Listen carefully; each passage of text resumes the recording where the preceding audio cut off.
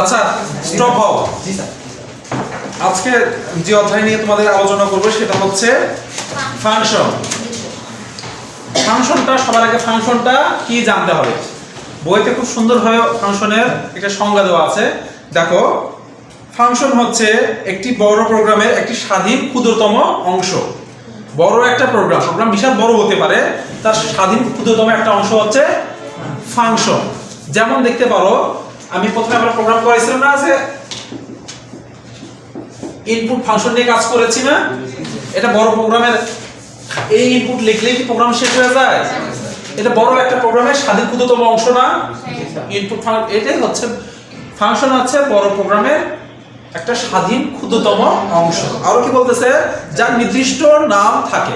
এখানে এই ফাংশনটার নাম আছে না, ইনপুট। তাহলে আমরা কি জানতে পারলাম? ফাংশন হচ্ছে প্রোগ্রামের একটি স্বাধীন ক্ষুদ্রতম অংশ, যার একটা নির্দিষ্ট নাম থাকে। আরো কি জানতে পারছি?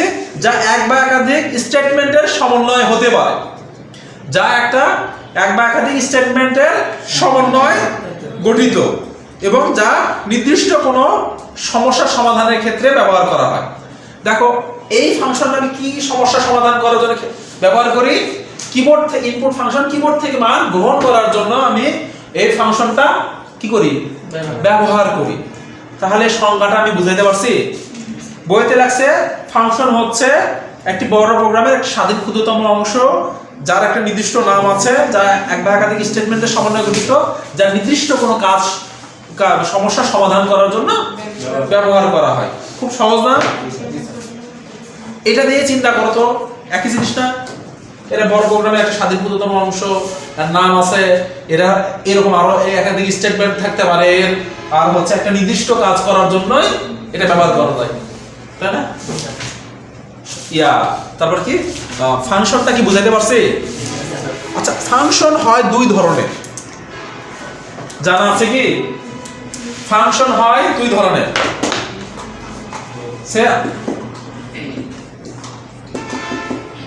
ফাংশন হয় দুই ধরনের।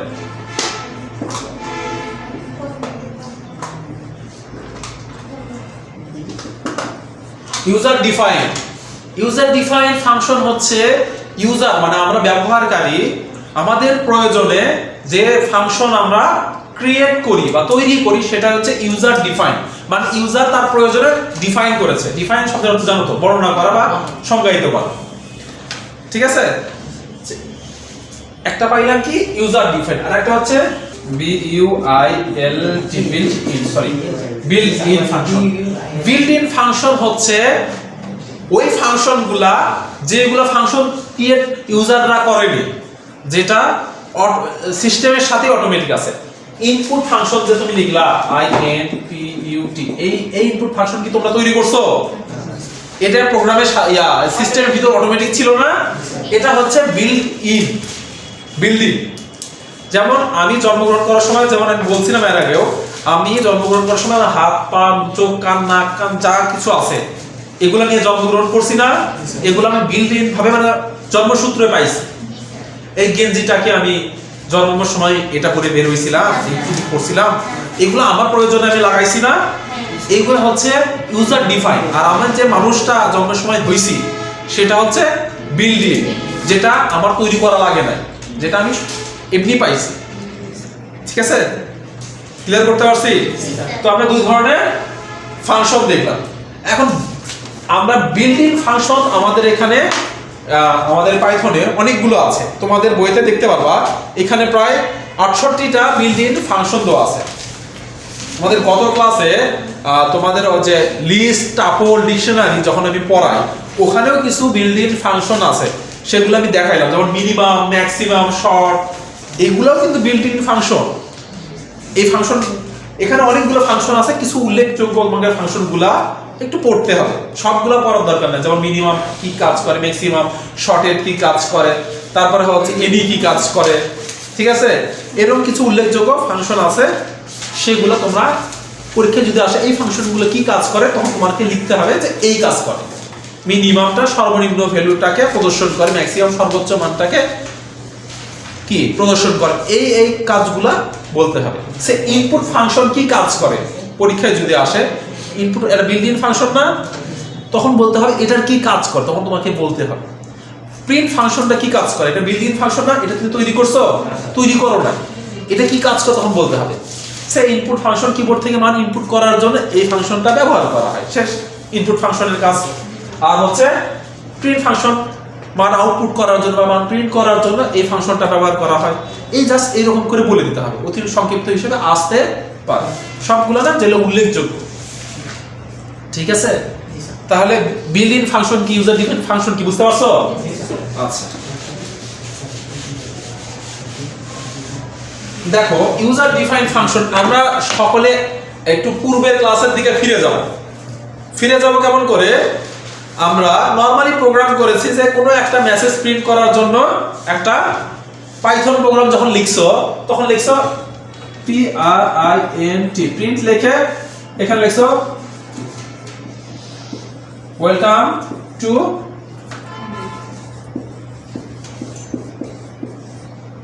কম্পিউটার সে DEPT কম্পিউটার ডিপার্টমেন্ট। এই মেসেজটা যখন দিছো তখন আউটপুটে কি প্রদর্শন হয়েছে? Welcome to computer department. এই মেসেজটা প্রিন্ট হয়েছে না? কিন্তু এটা হচ্ছে নরমালি ভাবে প্রিন্ট করা, কিন্তু আমি যদি function user defined function create করে এটা কাজ করতে চাই সেই ক্ষেত্রে কি লিখতে হবে দেখো,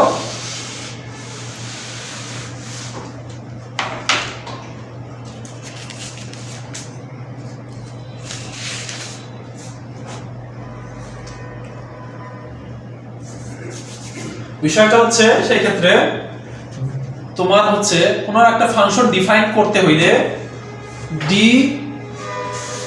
def নামক একটা কিওয়ার্ড ব্যবহার করতে হয়।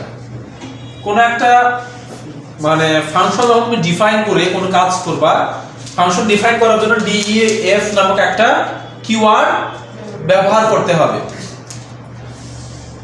ঠিক আছে, আমি ওই প্রোগ্রামটাই ওয়েলকাম টু কম্পিউটার ডিপার্টমেন্ট এই মেসেজটা প্রিন্ট করব কি করে? ফাংশন ব্যবহার করে।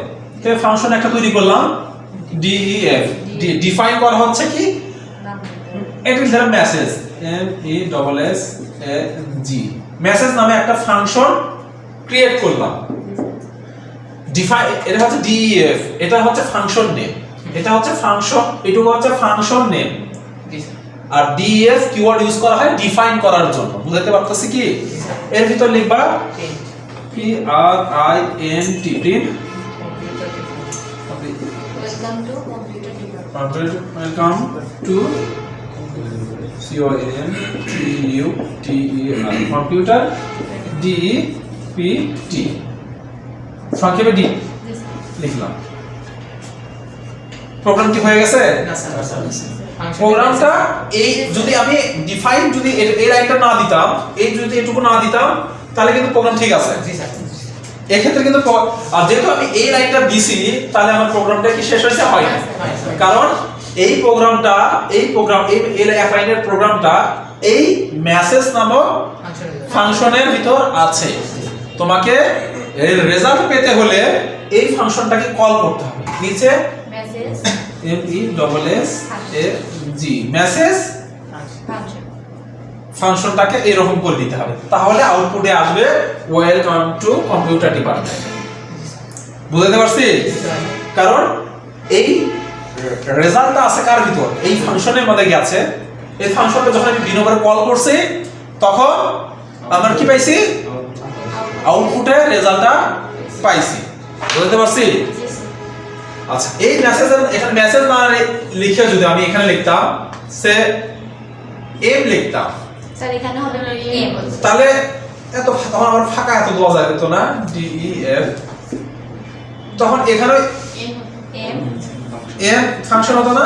যেহেতু আমার এটা ইউজার ডিফাইন ফাংশনের নাম, আমি কি দিব না দিব সেটা আমার ব্যক্তিগত বিষয়, এখানে কারো কিছু বলার কিছু আছে না। কিন্তু আমরা একটা কাজ করব যে সব সময় কাজের রিলেটেড নাম রাখবো, ঠিক আছে? না হলে পরবর্তীতে বুঝতে কনফিউশন হবে। কারণ মেয়েদের নাম যদি লেখি জনি আছে তো অনেক মানে, কারণ ছেলের নামও জনি আছে, মেয়ের নামও জনি আছে, কেউ শুনে বুঝতে পারবা যে এটা মেয়ের নাম না ছেলের নাম, কনফিউশন আসবে। এর জন্য মেয়েদের নাম যদি তামিমা রাখো আর ছেলের নাম যদি তামিম রাখো, তাহলে বুঝতে পারবো তামিমা হয়তো মেয়ের নাম আর তামিম হচ্ছে ছেলের নাম। এই জন্য সঙ্গতপূর্ণ নাম রাখাটা ভালো, যেন নামটা শুনে যেন বোঝা যায় যে আসলে এটা কি ধরনের, এই ফাংশন দ্বারা কি কাজ করা হয়েছে। ঠিক আছে, নামটা রাখা গুরুত্বপূর্ণ। একজন ছেলের নাম রাখছে আসমা খাতুন, নাম তো না, নামের এবার ভুল আছে নাকি? কিন্তু সবাই কি ধরবি, বিয়ের নাম না। আসমা খাতুন যদি কোনো ছেলের নাম রাখা হয় তাহলে সবাই নাম শুনে কি বুঝবি? সবাই বুঝবি না বিয়ের নাম। তো এরকম কনফিউশন তৈরি করা দরকার নাই, যাবে না। বুঝতে পারলাম? কে গো, তুমি খুব খুশি হয়েছো? তোমার কিন্তু গার্লফ্রেন্ডের নাম ছিল নাকি আসমা খাতুন? এগুলো কিন্তু রেকর্ড হচ্ছে গো।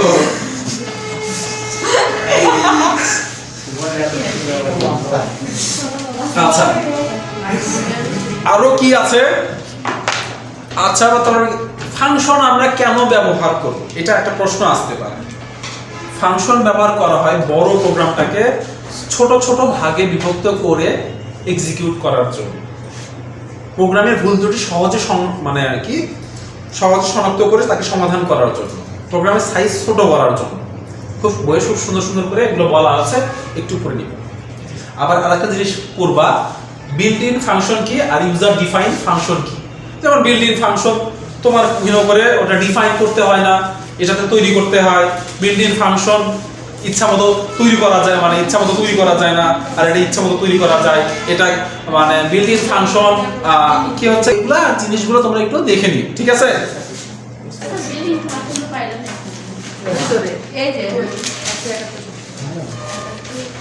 তো built in function, user define ফাংশনের সুবিধা অসুবিধাগুলো কি একটু দেখে নিও।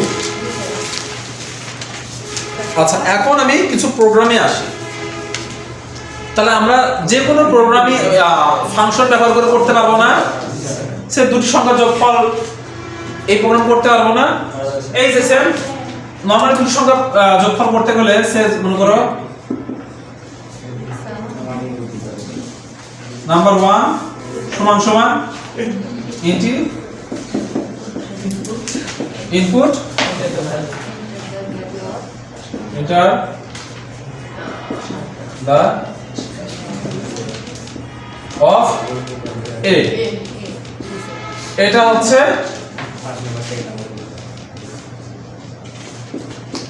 নাম্বার 2 ইনপুট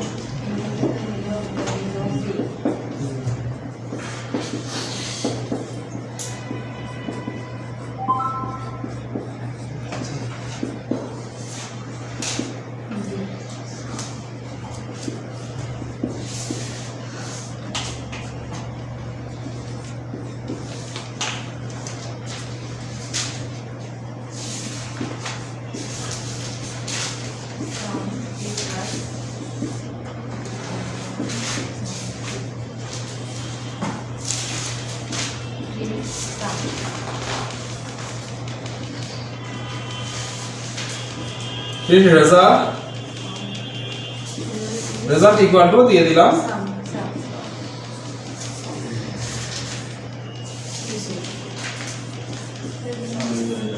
ঠিক আছে। এটা হচ্ছে নরমাল প্রোগ্রাম, এটা তো জানোই।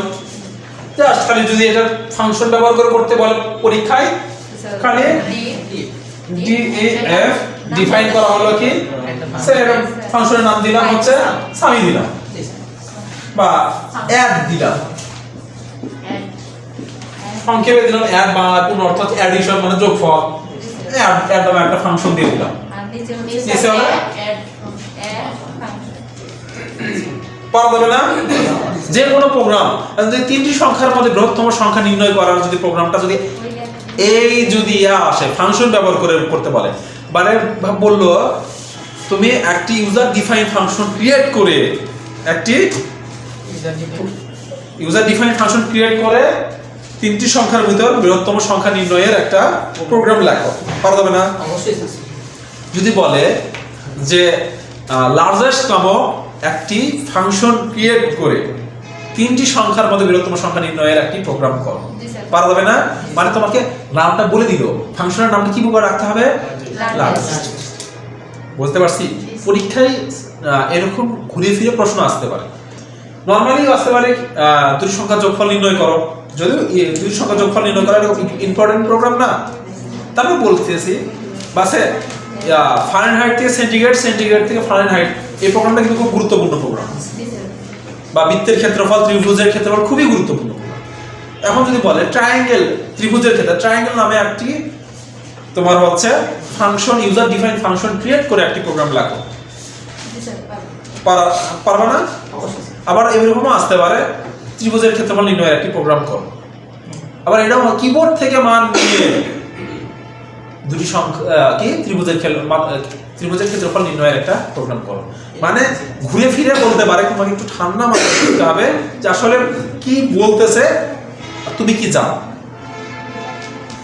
ঠিক আছে, বুঝতে পারছি? অধ্যায়টি খুব কঠিন ছিল। এই অধ্যায়ের আরো কিছু বিষয় আছে, calling by value, calling by reference, আমি পরবর্তীতে আলোচনা করব নেক্সট ক্লাসে। আর আগামী ক্লাসে তোমাদের আলোচনা করব প্রোগ্রাম যতগুলো আছে, গুরুত্বপূর্ণ প্রোগ্রাম, এই গুরুত্বপূর্ণ প্রোগ্রামগুলা আমরা করব, এক এক করে সমাধান করব।